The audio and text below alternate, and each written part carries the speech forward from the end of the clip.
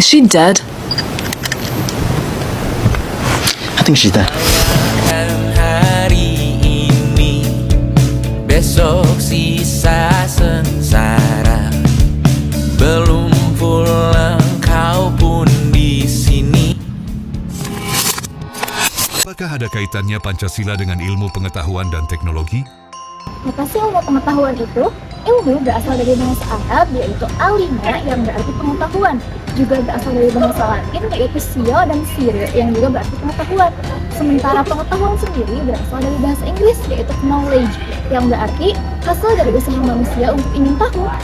Pengetahuan manusia itu ada 4, yaitu yang pertama pengetahuan biasa, yang kedua pengetahuan ilmu, dan ketiga pengetahuan filsafat, dan keempat pengetahuan agama. Perbedaan dari ilmu dan pengetahuan. Ilmu itu adalah sebuah pengetahuan yang berobjek, bersistem, bermetode, dan bersifat universal.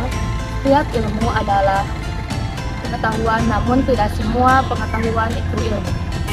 Iptek atau ilmu pengetahuan dan teknologi, setelah manusia berhasil memperdalam ilmu pengetahuan, maka produk dari ilmu tersebut adalah teknologi.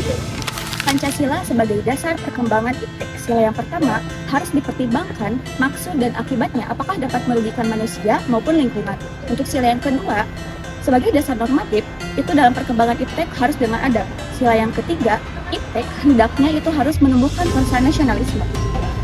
Selanjutnya adalah sila keempat, perkembangan iptek harus bersifat demokratis, yang artinya ilmuwan memiliki kebebasan untuk mengembangkan ilmu pengetahuan dan teknologi.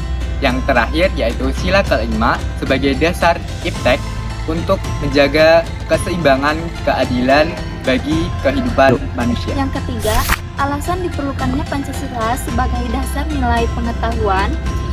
Yang pertama, dibutuhkan renungan dan refleksi agar tidak terjerumus ke dalam situasi yang tidak sesuai dengan kepribadian bangsa. Yang kedua, dampak negatif yang ditimbulkan iptek dalam lingkungan. Yang ketiga, mengancam nilai-nilai khas dalam kehidupan bangsa. Lalu yang terakhir, gaya hidup global menggantikan nilai-nilai kearifan lokal. Dinamika dan tantangan Pancasila sebagai landasan ilmu pengetahuan dan teknologi atau iptek. Yang pertama, kapitalisme. Yang kedua, globalisasi. Yang ketiga, konsumerisme. Dan yang keempat, pragmatisme.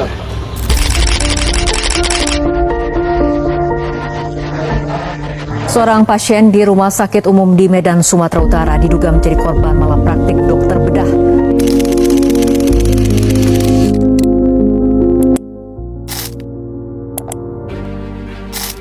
Pancasila menjelaskan bahwa setiap penerapan iptek termasuk dalam tindakan-tindakan medis haruslah menghormati martabat manusia. Karena itu, kali ini kami mengambil kasus amputasi di Sumut sebagai contoh yang akan kami kaji. Pada kasus ini, pasien mengalami gangren atau kematian jaringan tubuh akibat diabetes, sehingga secara medis amputasi diperlukan, dan secara iptek juga keputusan ini tepat untuk mencegah penyebaran infeksi. Namun, poin Pancasila menyebutkan bahwa setiap pengembangan iptek yang menyangkut manusia harus menjunjung tinggi martabat pasien. Dalam konteks kesehatan, hal ini bisa diwujudkan melalui informed consent. Masalah muncul karena keluarga hanya menyetujui operasi jari, bukan amputasi kaki. Namun, ketika dokter ingin meminta persetujuan tambahan, keluarga tidak ada di lokasi, sehingga terjadi kesenjangan komunikasi. Keputusan amputasi yang dilakukan tanpa persetujuan baru memunculkan pertanyaan etis, apakah martabat pasien sudah benar-benar dihormati sesuai nilai Pancasila?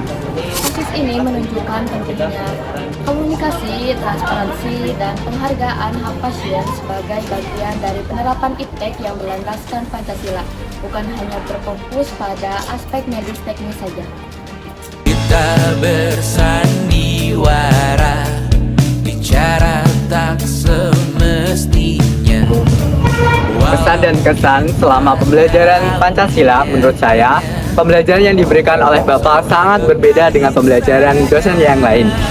Dan menurut saya, pembelajaran sesi diskusi adalah bermanfaat bagi saya sendiri, khususnya melatih kepercayaan diri saya berpikir kritis dan mampu menyampaikan apa yang keinginan yang ditanyakan dari saya.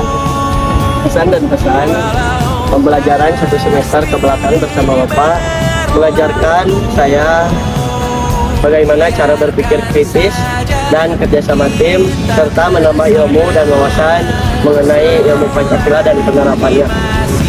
Kesannya, semoga pembelajaran Bapak bisa dikembangkan dengan inovatif dan variatif agar mahasiswa tidak monoton. Jadi kesan dan pesan saya selama pembelajaran Bapak, saya jadi lebih bisa memandang sejarah dari beberapa sudut pandang. Saya juga bisa memahami ilmu Pancasila lebih dalam lagi. Untuk pesannya, saya harap di pembelajaran selanjutnya untuk generasi selanjutnya materinya bisa lebih ditambahkan, bisa lebih variatif, dan juga pembelajarannya bisa lebih menyenangkan. Selama saya belajar Pancasila bersama Bapaknya, saya jadi mempunyai rasa syukur yang lebih dan jiwa nasionalisme. Sedangkan pesannya, saya ingin belajar lebih lagi memahami tentang Pancasila agar bisa mempunyai karakter yang lebih baik dan berakhlak mulia dan bisa berkontribusi kepada bangsa dan negara. Selama mengikuti perkuliahan, saya merasa bahwa proses pembelajaran itu cukup inspiratif karena pembelajarannya dilakukan secara berbeda dan membuat saya menjadi lebih mengenal dan lebih tahu tentang nilai-nilai Pancasila. Harapan saya, semoga Pancasila itu bisa terus disampaikan dengan lebih baik agar semakin membentuk karakter mahasiswa ke depannya juga lebih baik. Pesan saya selama mata kuliah Pancasila adalah mata kuliah Pancasila membuka wawasan saya tentang nilai-nilai dasar bangsa dan negara.